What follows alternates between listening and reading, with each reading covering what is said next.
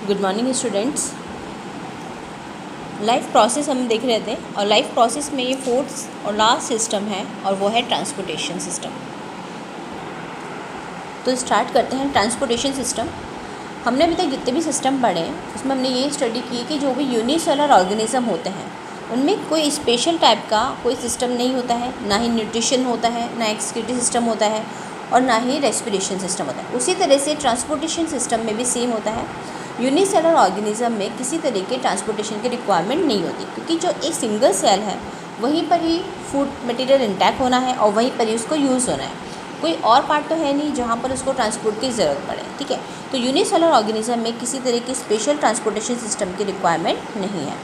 लेकिन जो multi cellular organism होते हैं, जैसे हमने पढ़ा था न्यूट्रिशन सिस्टम। ठीक है, तो न्यूट्रिशन के अंदर हमने देखा था कि हमारा जो फूड है वो कहाँ आता है, इंटेस्टाइन में आता है।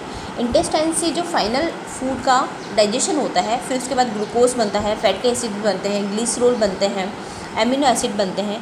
इन सबको क्या होता है, क्या इंटेस्टाइन में यूज़ होना है? नहीं, इसको बॉडी की हर एक सेल को रिक्वायरमेंट होती है। तो अगर सब सेल को रिक्वायरमेंट है तो उस जो फूड इंटेस्टाइन में आया है उसको बॉडी की हर सेल तक पहुंचाना तो पड़ेगा। तो उसके लिए हमें किसकी रिक्वायरमेंट होगी? ट्रांसपोर्टेशन सिस्टम की रिक्वायरमेंट होगी। ओके, इसी तरह से जैसे हमने रेस्पिरेशन पढ़ा तो वहाँ पर ऑक्सीजन हमारे पास लंग्स पर आई है। तो लंग्स में जब हमारे पास ऑक्सीजन आई है तो क्या क्या लंग्स को रिक्वायरमेंट है ऑक्सीजन की? नहीं, हमारी पूरी बॉडी की हर एक सेल को रिक्वायरमेंट है।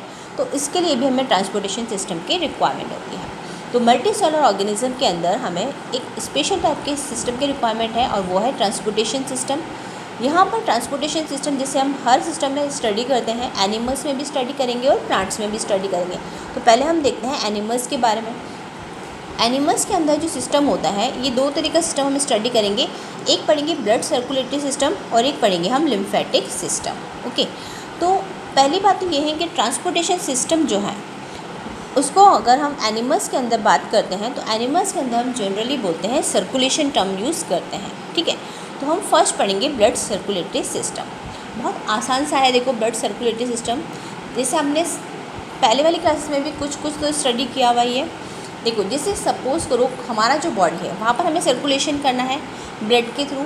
तो जैसे अगर हम हमारी बॉडी को हम मान सकते हैं एक हाउस की तरह मान लो। अगर हाउस में जैसे अगर आपको वाटर सप्लाई करना है तो पूरे हाउस में आपको वाटर की सप्लाई चाहिए। तो आपको सबसे पहले क्या रिक्वायरमेंट है? सबसे पहले रिक्वायरमेंट है पानी। ठीक है, तो उसी तरह से हमारी बॉडी के अंदर किसको फ्लो करना है, वो किसको सर्कुलेट करना है? ब्लड को। तो हमारा जो फर्स्ट कंपोनेंट है वो क्या है? ब्लड। उसके बाद अगर हम पानी की पूरी सप्लाई पूरे हाउस में चाहते हैं तो उसके लिए हमें पानी के लिए पाइप की रिक्वायरमेंट भी होगी, तो वाटर पाइप चाहिए। उसी तरह से हमारी बॉडी के अंदर जो ब्लड सप्लाई होगा वो किसके थ्रू होगा? वेसल्स के थ्रू होगा। तो यहाँ पर जो पाइप है वो क्या है? ब्लड वेसल्स है। ठीक है, इसी तरह से अब इसको अगर पानी नीचे वाली मंजिल पर आता है और हमें ऊपर वाली मंजिल पर चढ़ाना है तो हम क्या करते हैं? उसके लिए एक पंप की रिक्वायरमेंट होती है, मोटर की रिक्वायरमेंट होती है। तो हमारी बॉडी का जो है पंप वो क्या है? हार्ट है। तो हमारा थर्ड कंपोनेंट क्या हो गया? हार्ट। तो इस तरह से तीन कंपोनेंट की फॉर्म में हम ब्लड सर्कुलेटरी सिस्टम को स्टडी करेंगे। तो हम अपना फर्स्ट कंपोनेंट पढ़ते हैं ब्लड। ब्लड बहुत इंपॉर्टेंट एक टिश्यू है।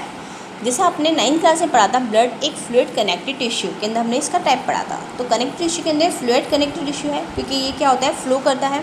अब इसके कंपोनेंट्स क्या क्या होते हैं?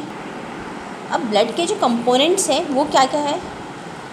ब्लड के कंपोनेंट बहुत आसान है। देखो, जो इसका लिक्विड होता है वो उसको हम बोलते हैं प्लाज्मा। ठीक है, इसमें 3 तरह की कार्पसेस होती हैं, इनको बोलते हैं आरबीसी, डब्ल्यूबीसी एंड प्लेटलेट्स। ठीक है, रेड ब्लड, वाइट ब्लड और प्लेटलेट्स होगी। ठीक है, अब देखो जो प्लाज्मा होता है वो पार्ट ज़्यादा कवर करता है। ठीक है, ब्लड का जो ज़्यादातर पार्ट क्या होता है? प्लाज्मा ही होता है। तो 55 से 60% में तो प्लाज्मा होता है और रिमेनिंग पार्ट में क्या होता है? सारा आरबीसी, डब्ल्यूबीसी और प्लेटलेट्स होता है।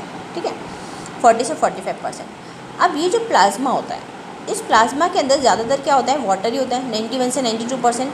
और एक्स्ट्रा में इसके अंदर कुछ प्रोटीन्स होते हैं लाइक एल्बुमिन, ग्लोबुलिन और कुछ क्लोटिंग फैक्टर्स भी होते हैं।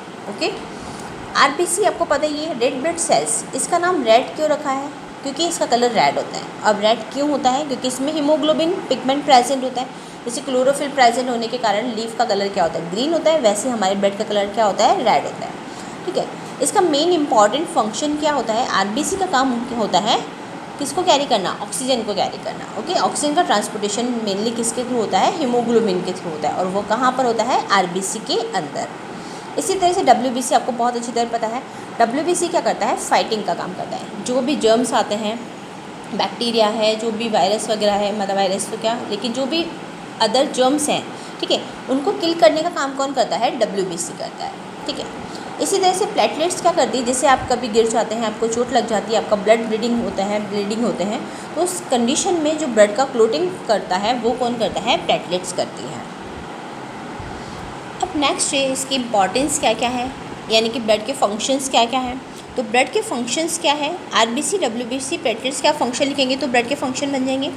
इसके अलावा आप ये भी बोल सकते हैं, जैसे हार्मोन से, एंजाइम से, इनको भी क्या करता है, ब्लड डिस्ट्रीब्यूट करता है। ठीक है, इसी तरह से जो भी आपका बॉडी का टेम्परेचर है, हीट है, उसको भी कौन रेगुलेट करता है, ब्लड ही रेगुलेट करता है, क्योंकि यहाँ पर जो पीएच लेवल होता है उसके अकॉर्डिंग ब्लड का पीएच लेवल फिक्स होता है। मतलब आपकी बॉडी का जो टेम्परेचर है, ब्लड मतलब हीट का जो कंट्रोल है वो किसके थ्रू होता है, ब्लड के थ्रू होता है। Okay students, thank you. Next video में हम इसे कंटिन्यू करेंगे।